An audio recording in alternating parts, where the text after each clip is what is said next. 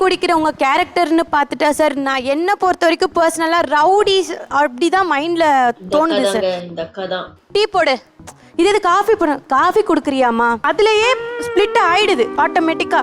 என்னத்த காஃபி கேக்குறவங்க எல்லாம் காஃபி போடு அப்படி கேட்க மாட்டாங்களா? கொஞ்சம் காஃபி போடுறியா?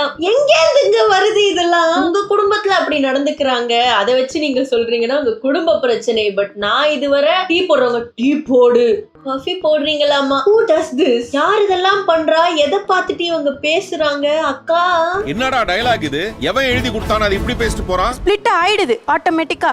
எங்க நாய்க்குட்டி கூட சார் காஃபி ஊத்துனா குடிக்குது சார். வீட்டுல வளர்க்குற நாய்க்குட்டி டீ ஊத்துனா குடிக்க மாட்டேங்குது அப்படின்ட்டு போயிடுது சார். காஃபினாலே லவ்.